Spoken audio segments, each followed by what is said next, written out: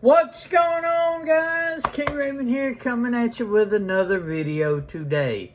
So today's video is in response to a tag from Brothers of the Knives. He passed this tag along to me, and I'm going to be passing this tag along as well. So it's selecting your two most sentimental knives. One fixed blade, one folding knife. Okay? So, I've got my selections and everything, but before we get into this video, let's do a quick wrist check. I'm wearing the Islander Watches Loom Shot Collaboration Glacier. Love Long Island watches. I love their Islander watches. LongIslandWatch.com is awesome. Mark and his crew. Go check out LongIslandWatch.com. His Islander watches, and especially collaborations like this, are outstanding. That's my watch for today. My knife for today is my Red Horse Knife Works Hellraiser. Love this. This is an outstanding action, unbelievably sharp blade. Love this knife. The Hellraiser is just phenomenal. Awesome knife. Okay, so before we get into today's video of talking about my most sentimental knives, I want to do a couple things. First, I want to go ahead and get my tags out of the way because I'm a very emotional person, so I don't know how easily I'd be able to get the tag out towards the end of this video. So I want to tag my buddy Mikey over at Cerebral Ballsy. Show me your two most sentimental knives, brother. A fixed blade and a folding if you have a fixed blade. And also my buddy over at Legion Tacticool Cutlery. I'd love to see your most sentimental fixed blade and most sentimental folding knife as well, bud. Okay, so, like I said, I'm going to apologize right now for any,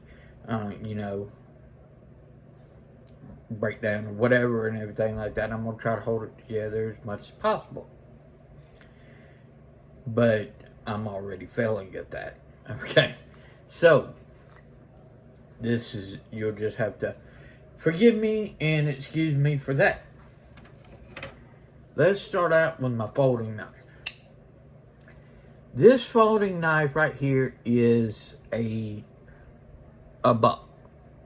Have no earthly idea what model it is. Okay? Don't know how old it is.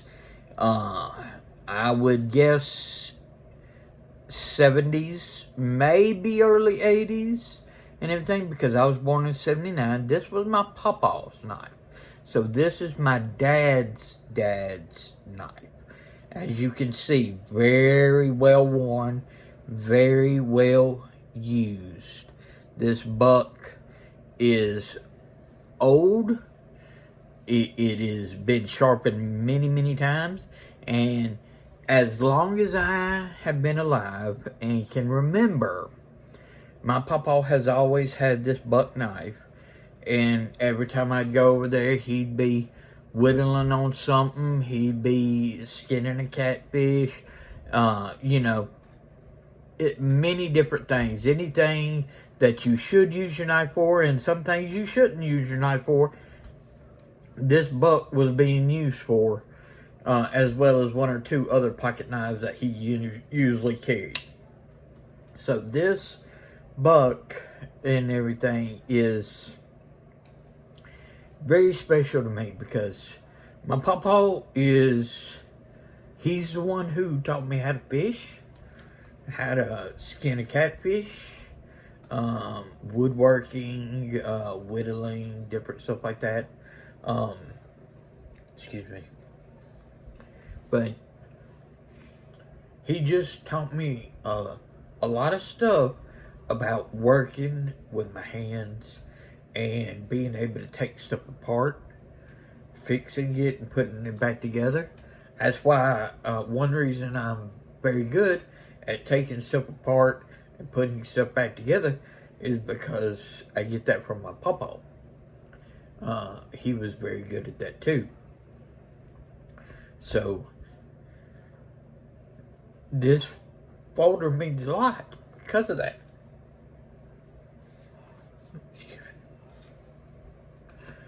Oh boy, this video. So let's move on to the fixed blade. Now this fixed blade, yeah, okay. This knife, as you can see, has absolutely no resemblance of its original profile.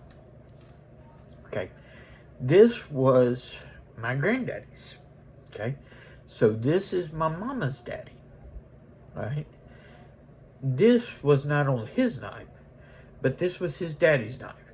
This was also his daddy's knife. This was my grandfather's knife. Okay? They had hogs and everything on their farms, and this was their dedicated hog knife. This knife has butchered more hogs than I could even imagine. Okay? This knife, I absolutely have no idea how old it is, because, like I said, it was my grandfather's knife. So my great-grandfather and everything used this knife. Alright? And we still have it. It is very patinaed, got some rust spots on it and everything. It's about as dull as a butter knife right now, because it doesn't get used, okay? Not anymore. It has been. I could probably get it back up to an edge, but this knife I just keep because it has that sentimental connections to my grandfather.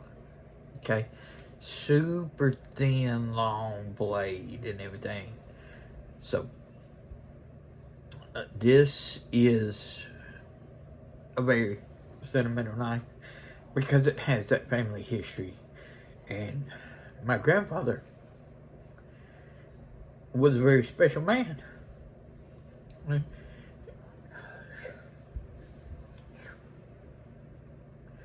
He was the one who taught me. He taught me how to cook. He taught me many things in life.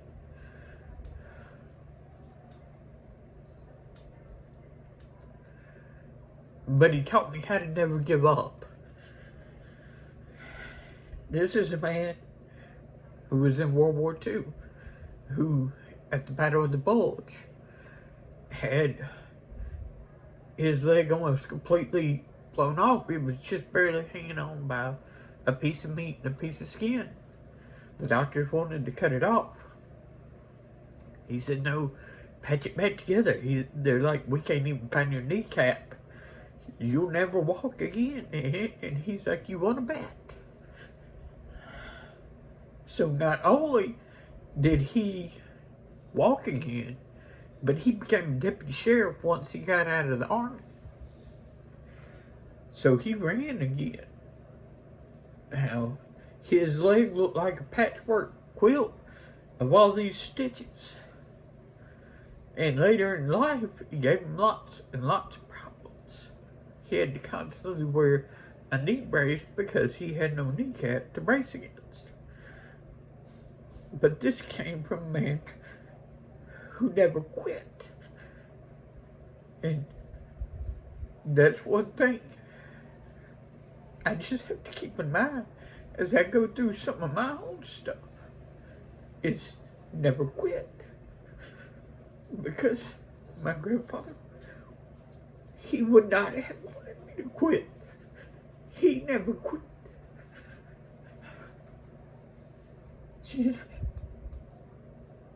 So, anyway, those are my two most sentimental knives. My buck from my papa, and the fixed blade from my granddaddy. And as long as I'm alive, they'll always be in my personal possessions. So, I apologize again for the emotions in this video. I just can't hold that kind of stuff together. But I do look forward to seeing what Legion Tactical Cutlery and Cerebral Ballsy come up with as their most sentimental knives. I appreciate Brothers of the Knives, Salty Red, for tagging me in this. He's a very good brother. Love him very much. So, these are my two. I'm King Raven. Y'all be safe out there. And I'll catch you in the next video.